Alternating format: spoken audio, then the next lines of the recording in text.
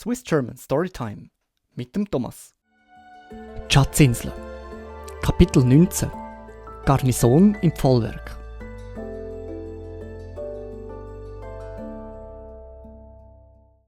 Sobald der Ben Gunn die britische Flagge gesehen hat, ist er stehen geblieben, hat mich am Arm gezupft und ist abgehockt.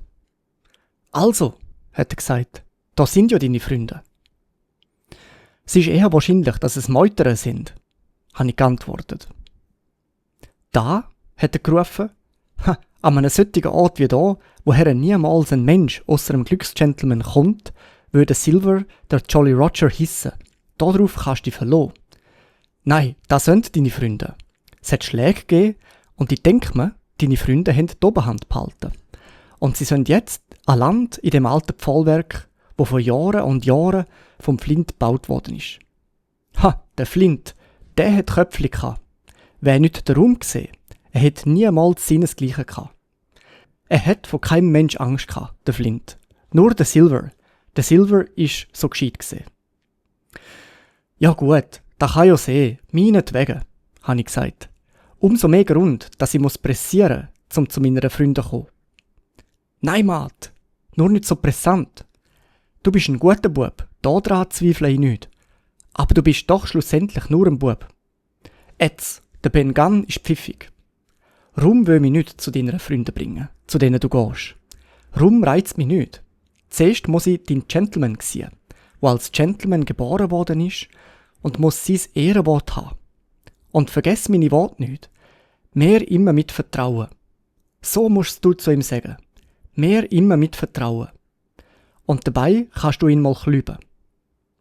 Und wirklich hat er mich im gleichen Augenblick zum 3. Mal in den Arm gekloben und hat dabei wieder das schlaue Gesicht gemacht. Und wenn der Ben Gunn gebraucht wird, dann weisst, wo du ihn finden kannst, Jim. Gerade da, wo du ihn heute gefunden hast. Und wer kommt, der soll etwas Weisses in der Hand haben. Und der soll allein kommen. Und dann noch etwas. Du musst sagen, der Ben Gunn, sagst du, hat seine bestimmten Gründe. Gut, ich glaube, ich verstehe dich. Du hast irgendeinen Vorschlag zu machen und willst den Squire oder den Doktor sehen. Und bist an der Stelle zu finden, wo ich dich zuerst getroffen habe.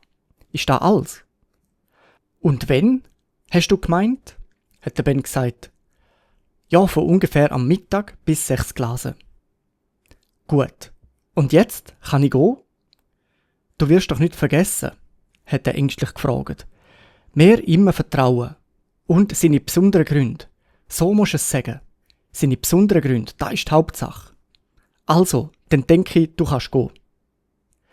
Er hat mich aber noch am Arm festgehalten und ist vorgefahren. Und Jim, solltest du den Silver sehen, so wirst du doch den Ben Gunn nicht verraten. Nein, sagst du?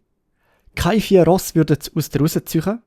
Und wenn die Piraten sich am Strand lagern, Jim, was würdest du dazu sagen, wenn es morgen Witwe gehen? Da ist er durch einen lauten Knall unterbrochen worden. Und eine Kanonenkugel ist dort die Bäume gezischt, hat Äste abgerissen und ist in den Sand eingeschlagen. Keine 100 Schritte von dieser Stelle, wo wir gestanden sind und geredet haben. Im nächsten Augenblick sind wir beide in verschiedene Richtungen davon gelaufen.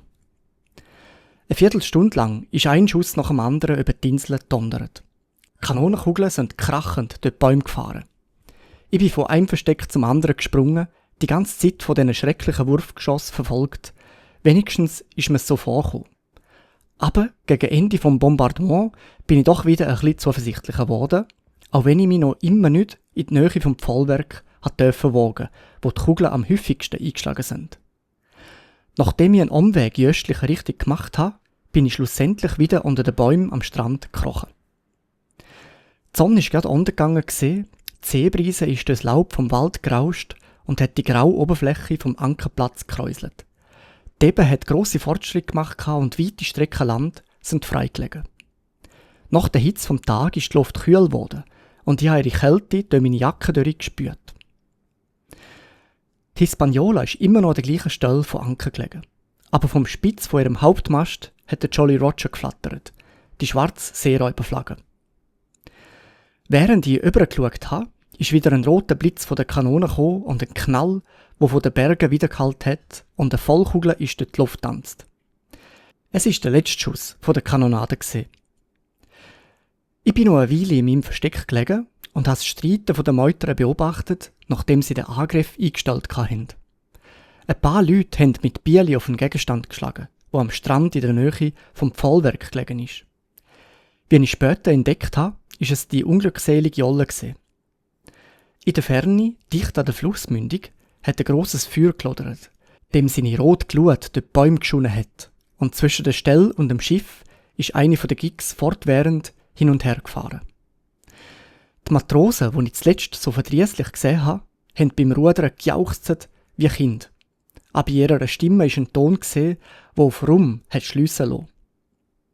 Nach einem Zeitchen habe ich gedacht, es wäre gut, wenn ich wieder zum Pfahlwerk zurückgehen will. Ich habe mich ziemlich weit unten auf der niedrigen, sandigen Landzunge befunden, wo der Ankerplatz gegen Osten zu abschliesst und bei halber eben mit der Skelettinsel in Verbindung steht. Als ich aufgestanden bin, habe ich ein Stück weiter die Landzunge runter aus einem niedrigen Gebüsch einen einzelnen Felsen gesehen aufsteigen, wo mir durch seine weisse Farbe aufgefallen ist. Ich habe mir gedacht, da könnte wahrscheinlich die weisse Klippe sein, von welcher der Ben Gunn geredet hat, und dass vielleicht mal ein Boot gebraucht werden könnte und dass ich dann wüsste, wo ich es zu suchen hätte. Ich bin durch den Wald geschlichen, bis ich wieder die Landseite vom Pfahlwerk erreicht hatte und bin bald von meiner treuen Kameraden willkommen geheissen worden. Schnell habe ich meine Geschichte erzählt und dann habe ich angefangen, ein bisschen umzuschauen. Das Blockhaus war aus unbehauenen Fichtenstämmen gebaut.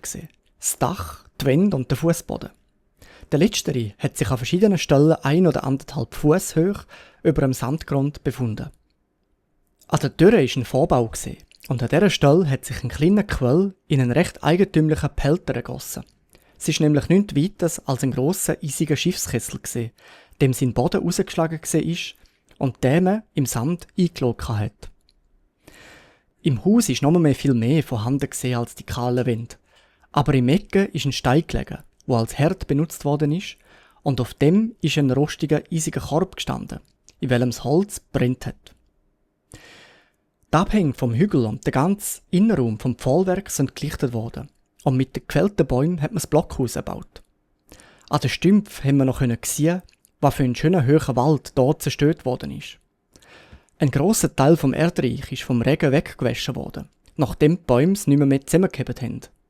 Nur wo das Bächli vom Kessel aus über den Abhang geflossen ist im dürren Sand noch ein dichter Moosteppich mit ein paar Farnkräutern und verkrüppelten Gebüschen. Rings um die Palisaden herum ist noch hoher und dichter Wald gestanden, wo auf der Landseite aus lauten Fichten bestanden hat, auf der Seeseite aber stark mit Lebenseichen gemischt war. Die kalte Abendbrise, von der ich geredet habe, ist durch jede Ritze von dem ungefügen Gebäude gepfiffen und hat laufend feinen Sand reingeblasen, wo der Fußboden bedeckt hat.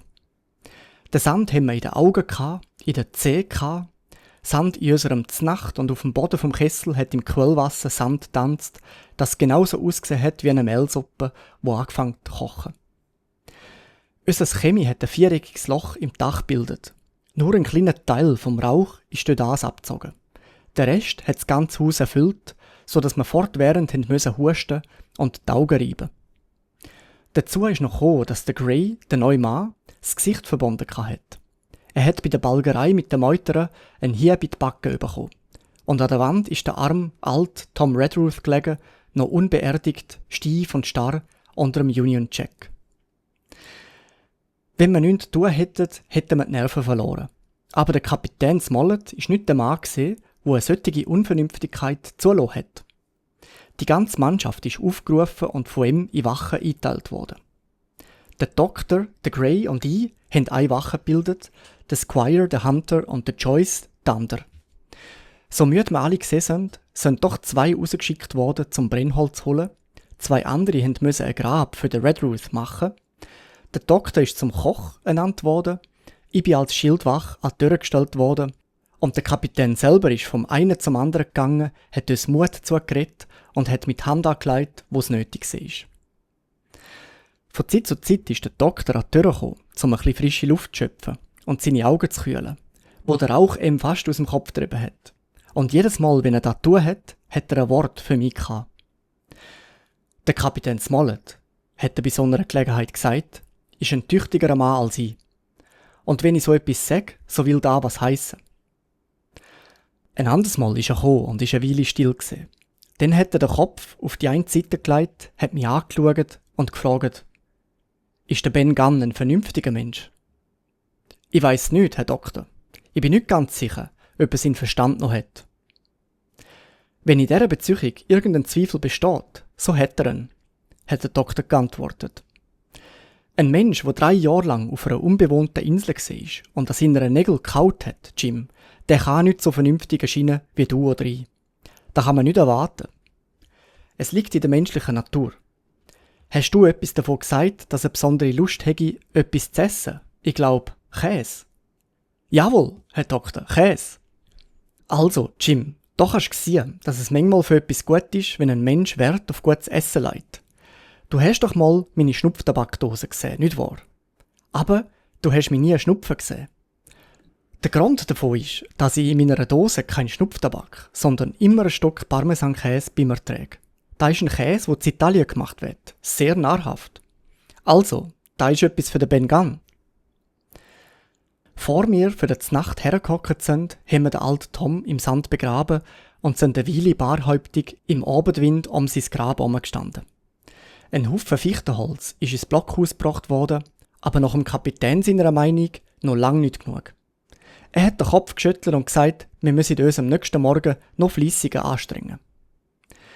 Nachdem wir unser Pökelfleisch gegessen und jeder ein gutes, stiefes Glas Grog getrunken hat, sind die 3 Anführer in einer Ecke zusammengehockt, um unsere Aussichten zu besprechen. Wie man scheint, sind sie ratlos gesehen, was wir tun sollten. Der Mundvorrat war so gering gewesen, dass der Hunger uns zur Übergabe hat zwingen, bevor Hilfe kommen konnte. Sie sind darüber einig gewesen, dass unsere beste Hoffnung darin bestünde, Piraten einzeln abzuschiessen, bis sie entweder ihre Segel streichen oder mit der Hispaniola davonsegeln. Ihre Zahl ist bereits von 19 auf 15 abgebracht worden. 2 andere sind verwundet und einer davon, der Mann, der den Squire neben der Kanone getroffen hat, zumindest schwer verwundet, wenn er nicht gern tot war. So oft man Gelegenheit haben, einen Schuss auf sie zu tun, hätte man sie nutzen sollen. Dabei aber äußerst vorsichtig sein, uns nicht selber auszusetzen. Außerdem haben wir noch 2 gute Verbündete gehabt, den Rum und das Klima. Was den Rum anbetrifft, so haben wir die Meutern bis spät in die Nacht hören singen, obwohl wir ungefähr eine halbe Meile entfernt sind. Und in Bezug auf das Klima hat der Doktor erklärt, er wolle seine Perücke zum Pfand setzen, dass die Hälfte von ihnen vor Ablauf von einer Woche auf dem Rücken liegen will, weil ihr Lager will sich in einem sumpfigen Tal befinden und sie hätten keine Arzneien. Darum werden sie, so hat er abgeschlossen, wenn sie nicht vorher alle tot geschossen sind, froh sein, mit dem Schonen abzuschieben. Es ist immerhin ein Schiff und sie können ihr Piratenleben wieder anfangen, nehme ich an. Das erste Schiff, das ich in meinem Leben verloren habe, hat der Kapitän Smollett gesagt. Ich war todmüde, wie man sich vorstellen kann. Trotzdem habe ich mich noch lange schlaflos auf meinem Lager gewälzt, aber als ich endlich eingeschlafen bin, da habe ich auch wie ein Stock Holz geschlafen. Die übrigen sind längstens aufgestanden, haben schon zum Morgen gegessen und der Brennholzhaufen um die Hälfte der Menge vermehrt, wo ich von einem Geräusch und lautem Rufen aufgeweckt worden bin. «Ein Parlamentär!» habe ich irgendeinen gehört sagen, und gerade darauf hat er mit einem Ausruf von der Überraschung hinzugefügt, «Der Silver, in eigener Person!» Da bin ich aufgesprungen, habe mir den Schlaf aus den Augen gerieben und bin an einer Schiessscharte an die Wand gesprungen.